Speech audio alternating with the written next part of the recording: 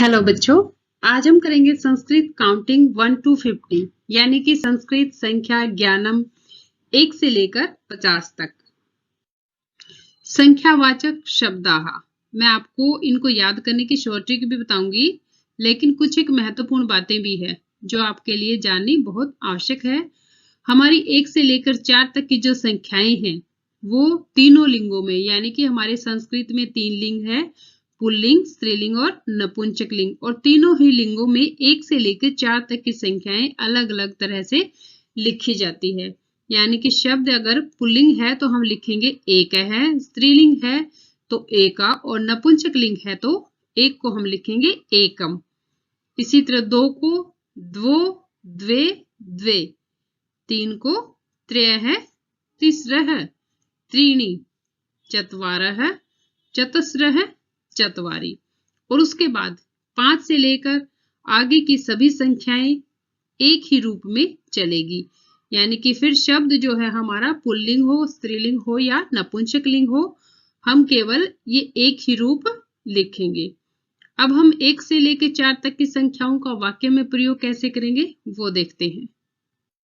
हाँ, हमारी एक जो संख्या है वो अगर पुल्लिंग में है, शब्द यानी कि पुल्लिंग है, तो हम क्या लिखेंगे? एक है बालकः, यानी कि एक लड़का, और स्त्रीलिंग है तो एका बालिका, एक लड़की, और यदि नपुंसकलिंग है तो एकम फलम, यानी कि एक फल। इस तरह हम इनको वाक्य में प्रयोग करेंगे। 2 लड़के हैं तो द्वो बालकौ, बालिकाएं हैं यानी कि लड़कियां हैं तो द्वे बालिके, द्वे फले नपुंसकलिंग के लिए। 3 है तो त्रयः बालकाः, तिस्रः बालिकाः, त्रीणि फलानि। 4 है तो चत्वारः बालकाः, चतस्रः बालिकाः, चत्वारि फलानि। 5 है तो पंच बालकाः, पंच बालिकाः, पंच फलानि। आपने ध्यान दिया, ये सिर्फ 4 तक ही परिवर्तित होते हैं। उसके बाद 4 से आगे की जो संख्याएं हैं हमारी, वो सब में एक जैसी ही चलेगी।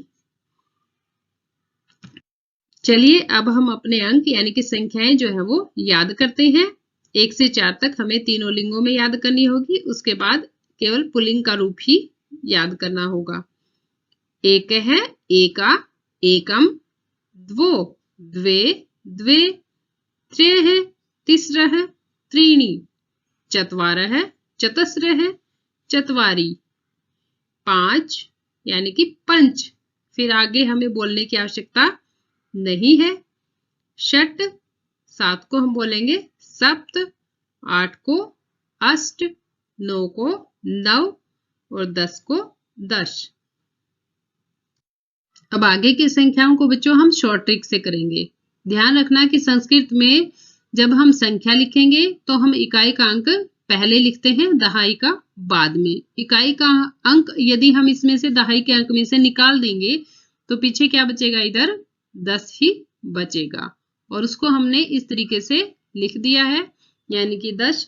और इकाई के अंक में 1 से 9 तक की गिनती ही होती है। कोई भी संख्या हम लिख लें तो हम उसको इस तरीके से याद कर लेंगे अच्छे से, क्योंकि यही हमें बार बार प्रयोग में लानी है। 1 से 4 तक का थोड़ा सा ध्यान रखना, बाकी 5 से 9 तक वही संख्या है जो आप पीछे 1 से 10 तक याद कर चुके हैं। हम इसको कैसे लिखेंगे? 1 जमा 10 एकादश, 12 को द्वा जमा 10 द्वादश, और 13 को त्रय जमा 10 त्रयोदश, चतुर्दश, पंचदश, षोडश। इसको ध्यान रखना, षोडश, सप्तदश, अष्टादश, नवदश, एकोनविंशतिः। अब यहाँ पे ये चीज ध्यान रखने वाली है कि ये जो बिंदी है ये जिस भी वर्ण के ऊपर होती है उसके बाद में बोली जाती है। कई बच्चे इसको एक वर्ण आगे और टिपा देते हैं, यानी कि जैसे विंशति है तो मैंने देखा है कई बच्चे बोलते हैं विशंति। तो ये चीज आप ध्यान रखना कि ये जो बिंदी कहीं भी आएगी किसी भी वर्ण के ऊपर तो उसके बाद ही बोली जाएगी, तुरंत बाद, ठीक है ना। जैसे एकोन विंशति है और विसर्ग है, इनकी जगह है की साउंड आती है, विंशति है और लास्ट में है विंशति है यानी कि 20। एकोन का मतलब होता है एक कम, 20 से एक कम, एकोन विंशति है। अब यहाँ देखिए हमारी संख्या में इकाई की वही 1 to 9 तक काउंटिंग है, वो हमने पहले याद कर ली है, वो सेम यूं की यूं लिखी हुई है। और उसके बाद दहाई के अंक में यहाँ पर क्या बचा, 20 यानी कि विंशति है, तो हम यहाँ पर क्या लिख देंगे, हर जगह विंशति है।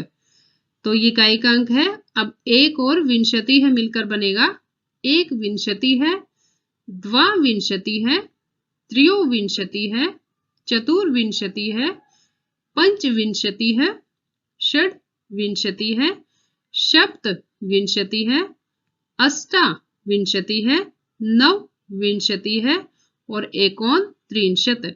ये हर जगह आएगा, आप ध्यान रखना, क्योंकि ये 30 से एक कम है, एकोन यानी कि एक कम 30 से, तो हम इसको लिखेंगे एकोन त्रिंशत। अब यहाँ पे ये जो बिंदु है ऊपर, तो हम इसको क्या बोलेंगे, नए त्रि के ठीक बाद में, त्रिंशत, और है त्रिंशत।